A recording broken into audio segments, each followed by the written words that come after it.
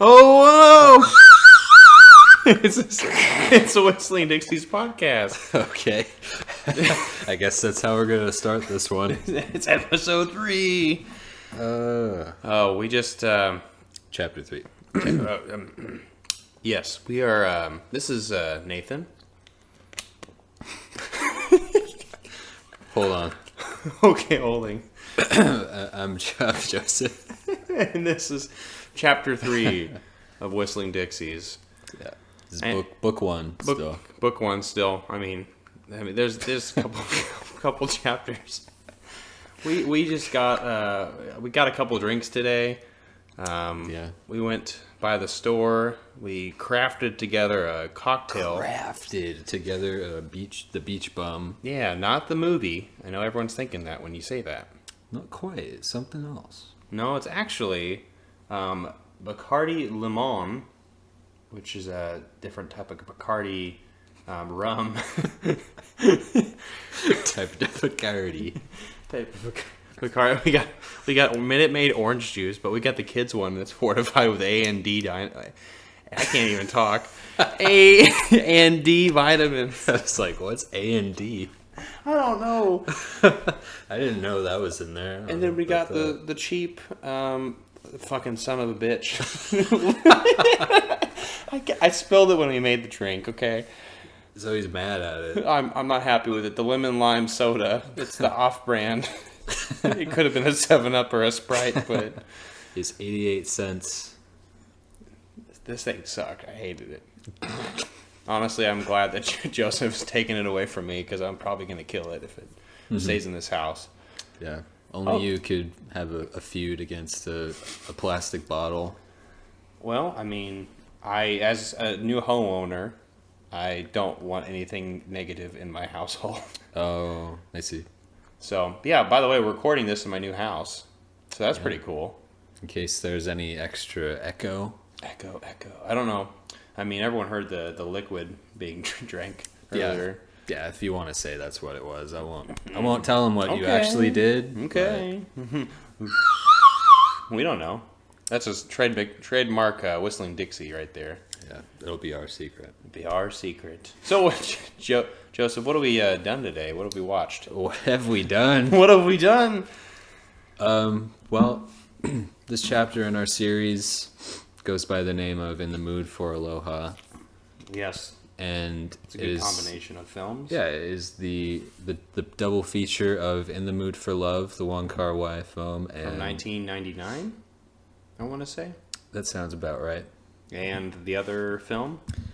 This thing called Aloha that was, I guess, written and maybe like directed by some Cameron Crowe guy. This movie came out in 2015, but as we kept saying, it looked like it was made in 2004. Yeah, it looked like it was shot in 2004. I don't get it. It was. I believe that, if I'm not wrong, I think it was shot like a year before? A few years before it came out. If I recall, I think it got pushed back a lot. I wonder why. Yeah. But we'll get that. Yeah, we'll get to that one. We'll get to that one. There's a lot to talk about today. To try to understand with that one. But so this is chapter 3. We just finished chapter 2, which was Cruel Intentions and the Handmaiden, which was a good chapter right there. Yeah. So I think this is a good third chapter. Right yeah, it shakes things up a little bit. Yeah, I would say. Are we gonna start with In the Mood for Love? It's 2000, by the way. Okay. This is a Hong Kong film by Wong Kar-wai. Wong Kar-wai. I just wanted to say it because I keep messing up every time I say any foreign name because I'm awful. Yeah. Yeah. Yeah. Well.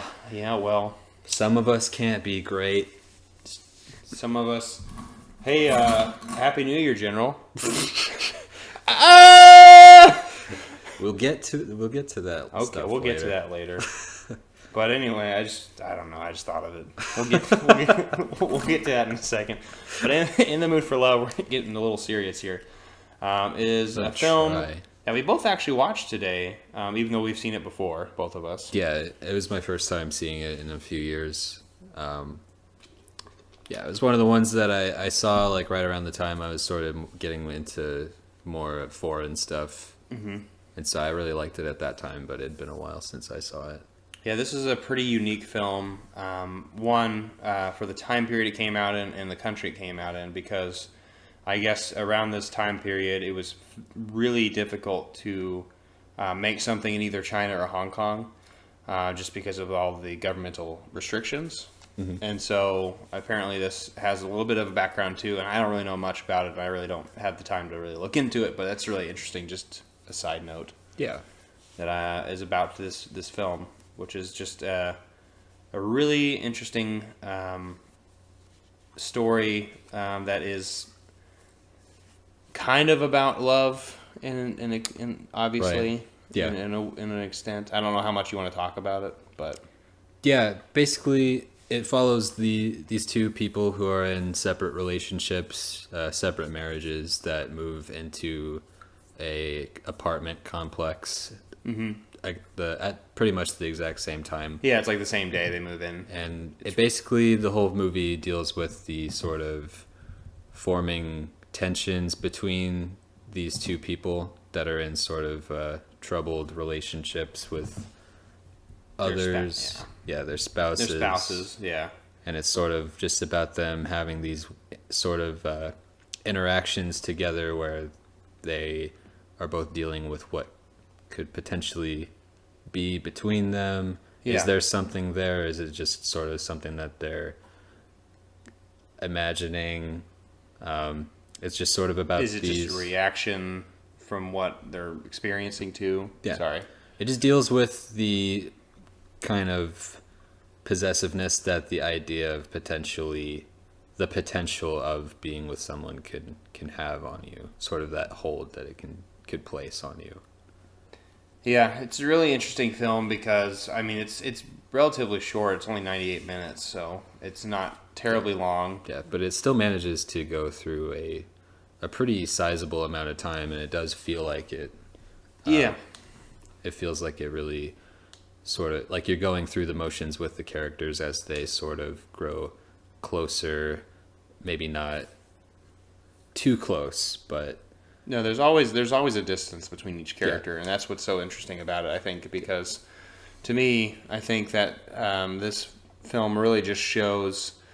I honestly feel like a lot of people could relate to this film. Yeah, it deals with the sort of, it's a work of restraint in how it deals with just the idea of tension between two people, between the idea of there being a spark and what that can do to a person psychologically. It can kind of sort of make somebody redefine their whole lives, make them rethink certain things. Like, is this what I need to do in order to be happy? Is this meant to be? Yeah, I feel like this is, I mean, along the lines of like something like a midlife crisis for some people, or maybe just like a start of a new relationship, or someone who's in a relationship who meets another person. There's all sorts of ways that, you know, this kind of emotion can exist. Yeah. I feel like, I mean, obviously this one's very specific for this film, but I think it's really interesting because it's just, I don't know, it's just one of those things that I feel like everybody can relate to. At one point or another in their life, they've had this type of feeling of a what if scenario. Yeah.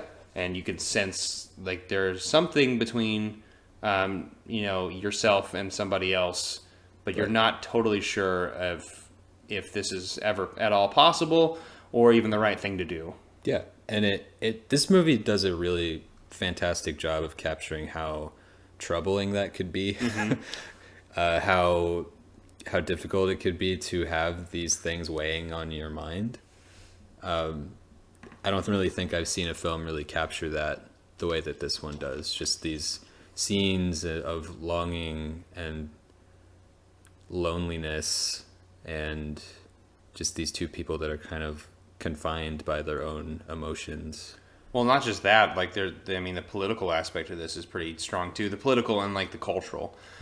So this is in the 1960s, the time period this movie is taking place in, and so culture is a lot different back then, especially in British kind of held Hong Kong, and that one mixed with just Chinese tradition.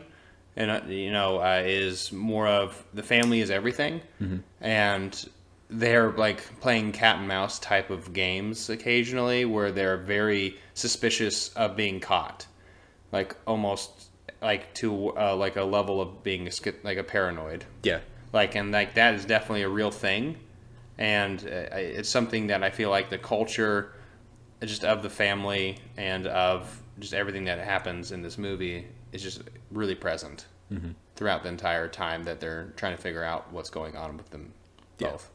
Yeah. So it's just a wonderful film, and obviously that's just kind of the characters and the plot. We haven't really even talked about everything else that this movie really just dives deep into. Yeah. But I mean, this movie's gorgeous. Yeah, it's a beautifully shot film.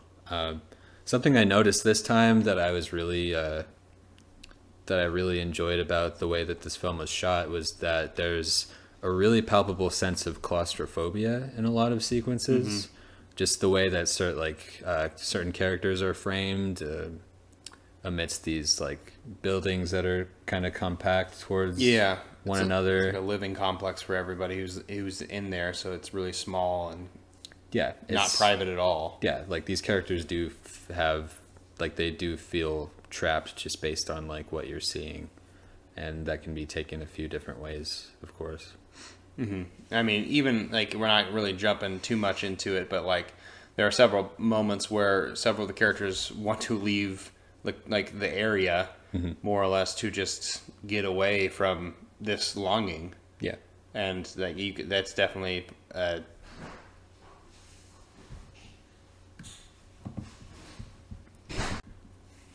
So what I'm thinking is that these people want to leave this crowded living quarters, and it simultaneously means that they're trying to leave this relationship that's really suffocating, and all the judgment that is going on. It's just really present within that confined structure, and that you can definitely tell with the cinematography and the camera work that it's all built in with that. Yeah, for sure. But besides that, I think the score is wonderful in this movie. Yeah, music really plays a really crucial part to the film as a whole. It adds. There's a few songs that kind of serve as like motifs throughout the movie that are kind of used to represent certain things, and it's really lovely. It's got a lovely little mood to it. Yeah, nice little play there on I realized that after I said it, and I was like, oh, mood there, huh? Damn it. Well, there's some Nat King Cole in it. That's really, really great. I'm gonna definitely not butcher any of the music with like the score part from it, but there's some other just fantastic just classical pieces that are thrown in there. Yeah, it's iconic. And it comes again and again, and it's some really great stuff going on. Just with the music, and it definitely plays a huge role in what's going on the screen and what's not going on the screen as well. Right. What's sort of left to the imagination, I guess. Yeah, our interpretation is huge with this one. Right. Yeah. I love this movie. I think it's pretty much perfect. Yeah, I would agree. This is, out of all the movies we've talked about so far, this is probably the best film we've talked about. I would say so. Yeah, at least starting this new reiteration of the show. For sure. And this is definitely one of those movies that I feel like every time I see it, I kind of forget about it, and then every time I see it, I'm like, wow, this movie is just, it blows me away every time I see it. Yeah. Which is insane. I really love and appreciate how downplayed everything is felt at the surface, but then there's so much more behind it all, and you really feel that. And I think Wong Kar-wai really accomplishes a lot with with his approach to it. Yeah, and even how everything. I'm gonna stop saying anything, more or less, you'll just see if you haven't seen this movie, just watch how everything unfolds. It's very natural. Yeah, and it just fits the human condition very, very well, and it hits it on the nose. So, yeah, that's all I really got to say about In the Mood for Love, because it's just a lot of it's unspoken how wonderful this movie is. Yeah. Have you seen Chungking Express? I have not, and this is something I've been wanting to see forever. And I know that since the Criterion channel's back up, that it's definitely very available. Yeah, that's another great one. That's one that definitely took me some time to like really appreciate, but that's still a film that I think about a lot, and definitely sort of delves into the same sort of ideas that he plays with here, about, you know, like love, and about the way that certain emotions just kind of weigh on us and our psyches. Yeah, a lot of just second guessing is just really, really present in this movie, that I feel like a lot of what if scenarios just roll in my head. And honestly, when we're in love with somebody, you play those scenarios quite a bit. Yeah. Like you fantasize about what could be. Yeah. And there is a little bit of that within the camera work too. Mm-hmm. I feel like there are some moments where it's like they do, like, you know, kind of push themselves a little into the realm of, well, this could be a thing that we could be possibly doing. Yeah. And I even really, really enjoy several of the moments where that these characters realize that they're doing it, and then they catch themselves, and and they're like they reference that verbally, and it's like, yeah, but this it's not real, something along those lines. Yeah, they communicate with they're excellent communicators with each other, verbally and non-verbally. Just they catch themselves. Yeah, quite often, and they're like, it's like, I don't know if this is even really a thing. So, yeah, it's a really fantastic film, and I would highly recommend this movie. If you have the Criterion channel, or if you have the movie physically, or you can get it somehow, definitely go watch this movie. Mm-hmm. Any more else about the In the Mood for Love? Or are you in the mood for Aloha? I think it's time. Yogi. I think we just got to confront this. Well, hey, everybody. Happy New Year, General. I had to do it again. Everyone's going to know that reference. Happy New Year, General. And then just Alec Baldwin going, ah! Because he's so mad at Bradley Cooper. Why is Bradley Cooper... Why did he piss him off? Because he played some random video clips because of Rocket. Well, don't forget about that he used to be in the military, where the entire Middle Eastern conflict, and I'm quoting, can be shown on his leg. And toe. He says that in this. Grafted toe. Yeah, someone definitely should have told Cameron Crowe to calm the fuck down. Yeah, this movie... while he was writing this screenplay. So this movie started out a lot like something like Forgetting Sarah Marshall, just with some kind of just whitewashed kind of movie that I was expecting it to be. Yeah, just dude goes to Hawaii, and there's women there that he could potentially be with, or what have you. But it's not really a Sarah Marshall's like a flat out comedy. And a really fantastic movie, I might add. Yeah, it's it's definitely one of the better comedies of its kind, for sure. Well, where to start with this movie, because it's a cluster of everything. Yeah, I guess we can try to explain what it's about. So Bradley Cooper is a boy who... That's the first thing you gotta remember about this one. Yep, that's my transition right there. That's a good one. What is he exactly? He designs military, like engineering? Engineer. Yeah. He's a military engineer who's worked with several projects with missiles and satellites. Yeah, he's a rocket man. He's a rocket man. They're making a new movie about him soon. Oh yeah.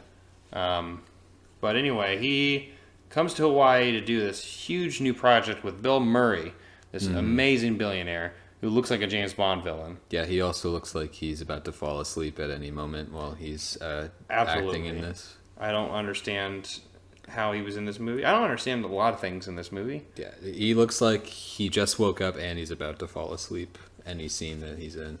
He kind of starts laughing at some of the things he's doing, too, yeah. I can tell. Like, he's about to, on the verge of, either he's falling asleep or, like, he's just like, whatever the hell I'm spouting right now is the dumbest shit I've ever said. Yeah.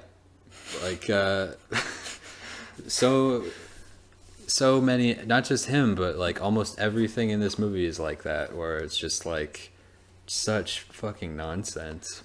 Oh, I didn't even mention Jim Halpert in this movie. Yeah. Before we get into all these weird things, let's just at least explain the plot just a tad. Yeah, we're getting off the rails. Because it's a crazy film. Yeah. Well, so anyway, Bradley Cooper comes to Hawaii to see his see the rocket go off. But he runs into his old flame, Rachel McAdams. Yeah. And that old flame is a former lover of his. He hasn't seen in 13 years. Uh-huh. And then he is more or less court-martialed with Emma Stone. Yeah. As like Emma Stone is like the one who is like looking after him. She says that she was hired to babysit him at one point. Because he's a troublemaker, apparently. I guess. So she's a fighter pilot who watches all his moves. Yeah, who is apparently quarter Hawaiian and Asian. That's the thing. She's quarter Hawaiian and Asian, and that's a big part of Aloha. By the way, if we haven't said Aloha enough, this movie tells you the name of its movie about 90 times. Yeah, because that's how, Hawaiian people say Joey. Hello. Hello. Aloha, Nathan. If you watch the movie, you know what we're talking about right there. This Hawaiian guy, the guy who's actually Hawaiian, said hello to Emma Stone, and she's like, oh, kind of bows and says aloha. Yeah. And so, yeah, that's how this movie is. But anyway... So this whole thing is set up like a rom-com, where it's like, oh, who could Bradley Cooper end up with? Yeah, that's what I thought the entire thing about this was. It's just like, okay, we got our little backdrop, military stuff, Hawaii. Okay, but it's gonna be about an eco-political movie. Yeah, it's a fucking political thriller. It's a political thriller with insane dialogue, just insane dialogue. Yeah. It's a complete mess. I don't know what else to say. I mean, on the timeline of Bradley Cooper, where would you put this? This is right after American Sniper. So this is right after American Sniper and Guardians of the Galaxy. Before he turned into a raccoon. Yeah. Yeah, well, because he kind of does a. Yeah, there's a part where he howls like a dog outside of a car window for no reason. That's sure enough to me near the transformation of Rocket Raccoon. Right. So I mean, I can definitely see that. You got to explain that. You got to explain your theory about. So, my theory is that I have no idea how they turned Bradley Cooper into a raccoon, and they turned him back from a raccoon into a person. But I guess they turned him back into a raccoon for in-game. Okay. So I don't know what's going on anymore. And I'm actually really scared. It's alright, man. And honestly, I feel like Aloha actually is the movie that actually has explained all of it. With that key, howl that he did in the car. Yeah. It all makes sense now. It's all coming to fruition. Okay. So now that's my theory. Okay, I'm glad you're closer to finding peace with that. Yeah, there's a lot here. There's a lot going on. So Aloha, what else you got to say about it? Oh, God damn it. There's too much. Cameron Crowe. Okay, yeah. I have never seen a Cameron Crowe movie before. I see. This is the man who did Almost Famous and... Say Anything. Say Anything. And Jerry Maguire. Town. Vanilla Sky. Okay, I've seen Vanilla Sky. Definitely, it makes sense that it looks like it was made in the same year Vanilla Sky came out. Yeah. 2001. Yeah. Absolutely. What does this guy do? Boy. That does look like a Cameron Crowe. I'm looking at his images. And that is a picture I can definitely sense that he made this movie. He looks like a guy that people would call Cam. Cam Crowe. Hey, Cam. Hey, Cam Crowe.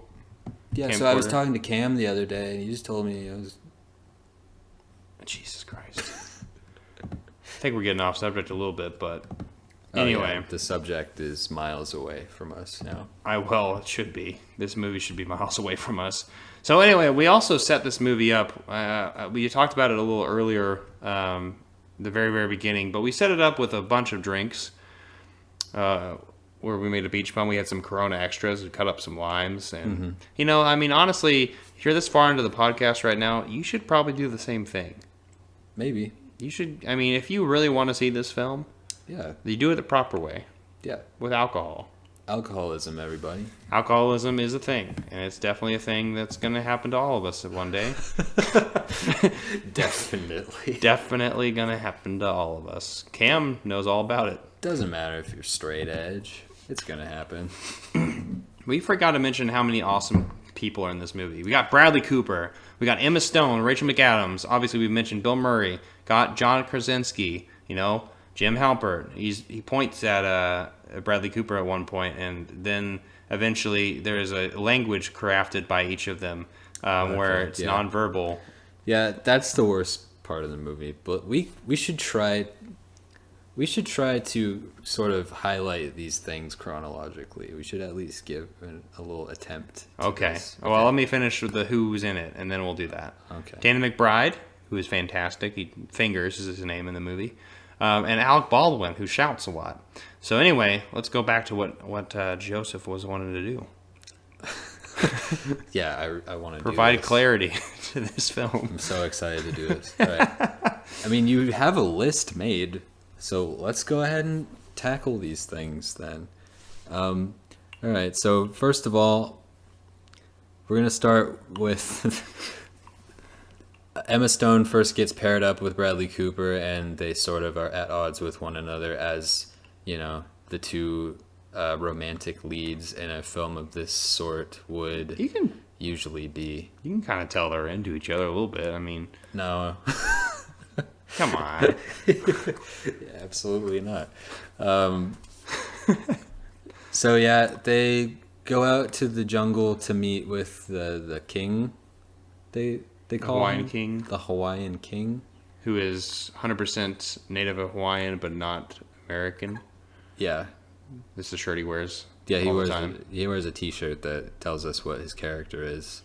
I know who he is based on the T-shirt. I don't know any other way to find out who he is. Right. And it looks like a parental advisory sticker, so that's also pretty funny. But yeah, so they're just bickering back and forth, and then all of a sudden Bradley Cooper just screams in her face. He screams, "I am Brian." I don't remember why he says that, but he's just like, oh my god, this guy is like a fucking toddler. Manic. Well, yeah, and it's it's obvious that this movie's going to build to some sort of romantic relationship between the two of them, and it's like any real human being would witness this dude act this way and would just fucking leave. Yeah. Just be like, absolutely not. Well, the Brian thing is like, okay, this guy's weird. And then I'd be in the car with him, 5 minutes later, and then he'd start howling and barking at me. That was before that. Oh, well, So, I guess the Brian that was part... strike one. The Brian part would be the strike two and me getting out of there. Yeah. I am Brian! Yeah. Well, I don't know who Brian is, and I'm getting the fuck out of here. Yeah. And I'm in the mood for Aloha right now. I can tell. Oh, God. But what's next after this fun thing? We find out that she is 25% Hawaiian. Right. It's a thing she says several times in the movie. Yeah. As they're meeting with this... They make a point to acknowledge that. It's like, isn't it funny? Because she's obviously white, but she's still, like, her character is Asian, too. And they don't really acknowledge that. But she definitely... But she's still, a white person playing an Asian character, and so it's like, I just really enjoy how she is, like, super into all the myths and legends of the island. The Hawaiian folklore. Yeah, she's just a quirky nerd. She's a quirky nerd, and she also likes space. That's why she's a fighter pilot. They talk about the sky a bunch in this. The sky is a big thing with this movie. It they build it up to be sort of, but then it just kind of fizzled out like everything else. Well, Joe, I don't know. People can't see what I'm doing right now. I can. But I'm representing. I can. I'm representing the sky with my my traditional Hawaiian dance. Mm-hmm. He's doing a hula. It's a thing that they do in the movie. Yeah, they do it a few times, of course. But yeah, she's 25% Hawaiian. She clearly is. They recently just called this out. This movie did get some, like, a little bit of a backlash from that. Which, I mean, if it got released now, then it definitely would. Yeah, for sure. They would have tried to bury this thing more than they did in 2015, probably. But just recently at the Golden Globes, I didn't watch it, but I just heard about this. One of the hosts, Sandra Oh, did, like, some sort of a joke about Aloha. Yeah, about, like, Asian representation in Hollywood in recent years, and she made a joke that Emma Stone in Aloha was part of it, and it cuts to Emma Stone in the audience, and she's just, like, saying, "I'm sorry." Oh, I remember that. Holy crap! Yeah, I'm sorry. Which I thought that was pretty great. Yeah. Which, I mean, if I were Emma Stone, I would want to distance myself as much as, and definitely be I would be very unfortunate that I did that. Yeah. Well, so they're doing that while simultaneously Rachel McAdams' character, who is, the old flame of Bradley Cooper, who has two kids, one's 13 and another one's a little bit younger, who's a weird kid. It's the Book of Henry kid. It's the book. This kid's weird, just in everything he's in. Yeah, he's like saying, he's got several lines where it's just like, why is there a child saying that? Like, also, why is this child watching guinea pig porn? Yeah. There's a shot in this movie. Yeah, Bradley Cooper just goes into this kid's room. He's on his computer. Editing something. Which he has a fucking computer, and he's like 7 years old, so that makes sense. And he's editing this video, and it's just these two guinea pigs fucking. And there's like, okay. They don't talk about it again at all after that, or... No, it's definitely it's literally a 2-second clip. 2 seconds of these guinea pigs going at it. You're like, what just happened? So, just as fast as we introduce that, Jim Halpert comes in, a fighter pilot who is now the wife. He's the husband. I almost messed that one up. The husband of Rachel McAdams, and he does not like to talk. But boy, oh boy, does he speak 1,000 words with all of his nonverbals. Oh, god damn it. And this was like probably my least favorite thing in this movie. Well, I liked the first part initially, and then it just got overdone. But we're not there yet. And so the thing is, you see Bradley Cooper and Rachel McAdams are having a conversation in the kitchen about their relationship and how, they used to be, so happy. It's like, why did you leave me, and all these things. And then all of a sudden, you hear noise coming in, and there he is, John Krasinski coming in, being like, it's like just grabbing a beer, kind of a thing. He didn't say anything though. He just like looks at him. He's just like staring off at them, just dead-eyed at Bradley Cooper's face. And then he just comes over. You can tell there's some kind of tension. Rachel McAdams like they're about to kiss. They're about to kiss, and then he just like starts walking away, and then he like turns around and just like starts pointing at him. He's like,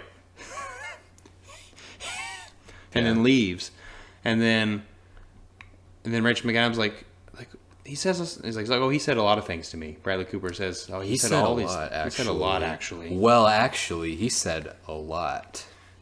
And then he just describes everything that he thinks what happened. Yeah. And then what Joey was alluding to is later in the movie. Once this relationship's a little bit more rekindled. Yeah. There's another nonverbal scene between the two men. Yeah. But this time there are subtitles for their silent interaction with one another. And so they're just looking at each other, and there are subtitles with full sentences on the screen. If you weren't already taken out of this movie, they got like some sort of silent masculine language. It's a secret language that I guess Joseph and I don't know about.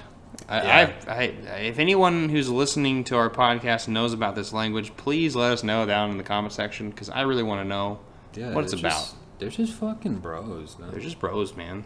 You don't know. Yeah, just grabbing a beer. Did you sleep with my wife? Yeah, he asks him that in a silent. And he's like, nah, just NG, which is Emma Stone's last name. Yeah. Yeah. What kind of line is that back at that too? Just say, no, I didn't sleep with your wife. I know. Yeah, to just brag about that really. Like, nah, it's just NG. It's Emma Stone, not Rachel McAdams. And come on. Yeah, I don't remember how they pronounce her last name in this movie. Neither do I, and I don't want to try. Yeah, it's okay. I'm just gonna mess up. It's all right. They fucked up. This whole movie's fucked up. True. So yeah, that exchange with the subtitles just really, like, I couldn't believe what was happening there or why.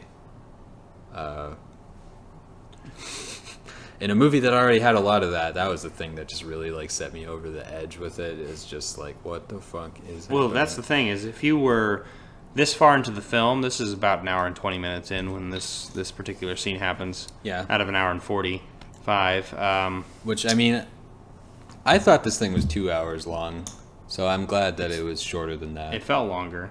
Yeah. But I would say at this point in time, if you weren't already taken out of the film, like as like a realistic type of thing, this is the scene that would take you out. And you'd be like, oh yeah, this is a movie. Yeah. I thought the first few fucking lines would have been the way that I immediately just got out of the movie. Yeah. Yeah, this movie's great. He just goes. He like has an opening narration about like the sky and. I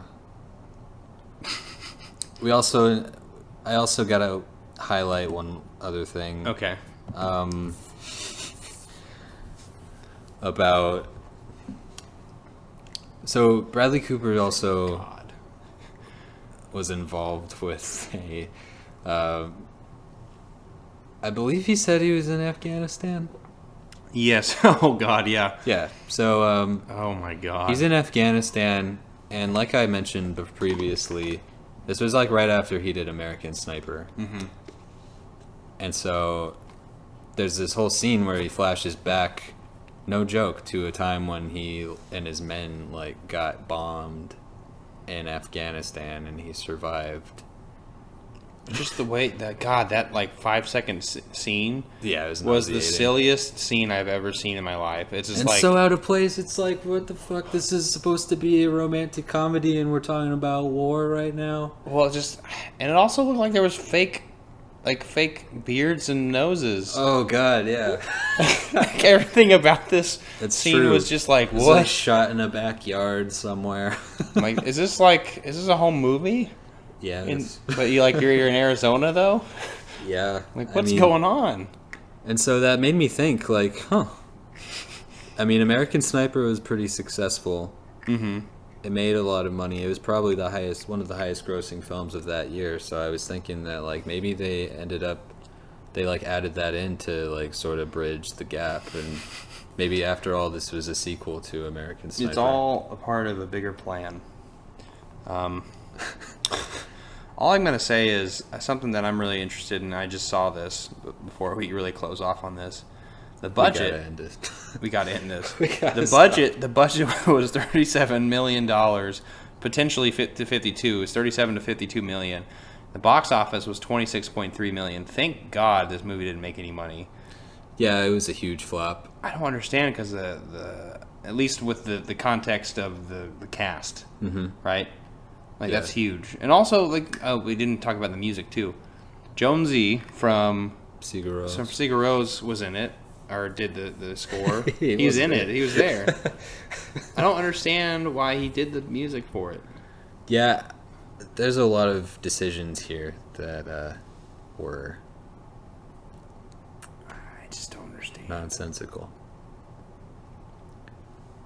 I think just about every decision made here was nonsensical.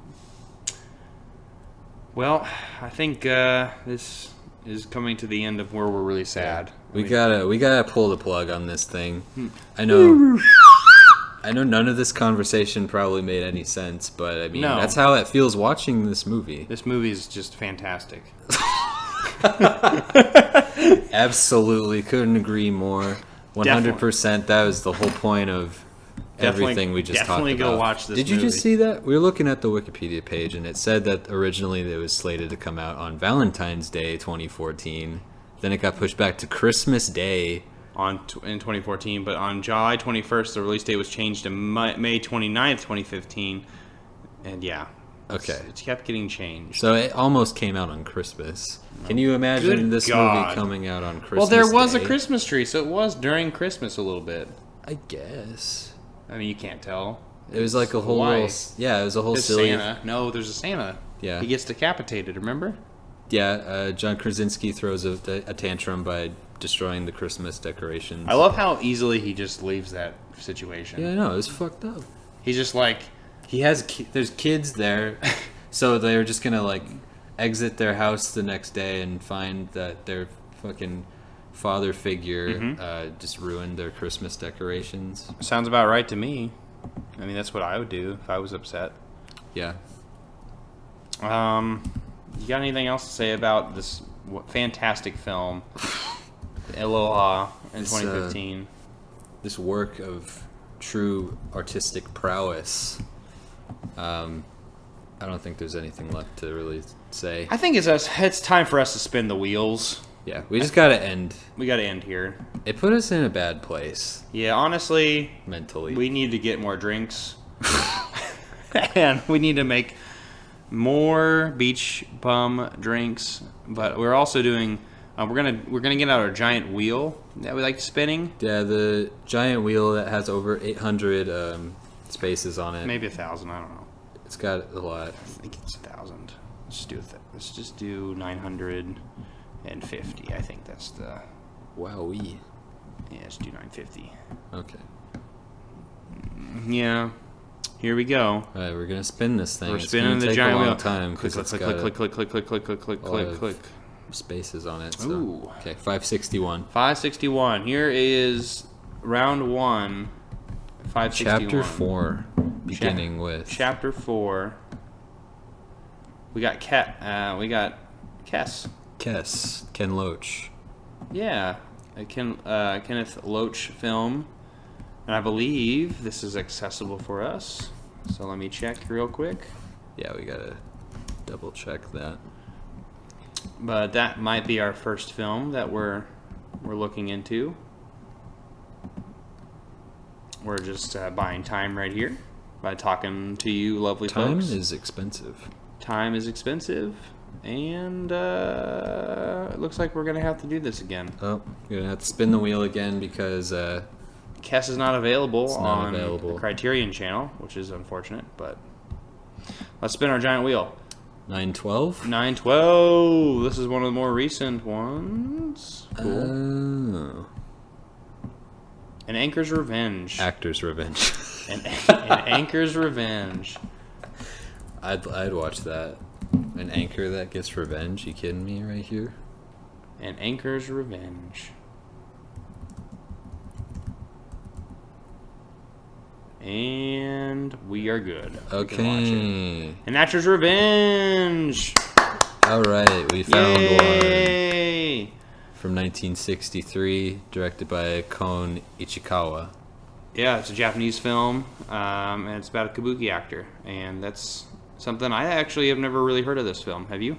I think I've just heard of it just for the fact that that Criterion released. Yeah.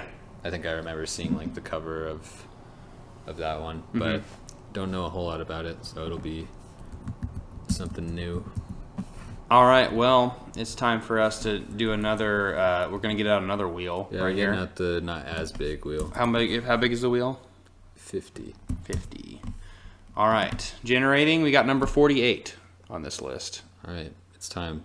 It's time for number 48 on Contenders. I'm scared because last time we did this, we ended up watching Aloha. So. Yeah. Well, there's quite a few things on here that we. Okay, we are going to be watching The Stuff. We're watching this. We're watching The Stuff and An Actor's Revenge. Wow. How are we going to combine those two?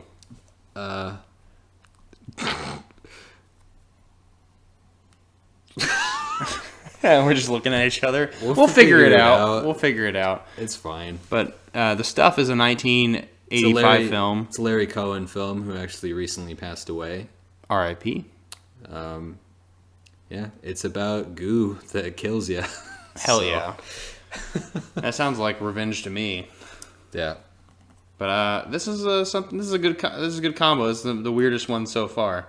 Probably the weirdest combination. We didn't even try to draw parallels between In the Mood for Love and Aloha.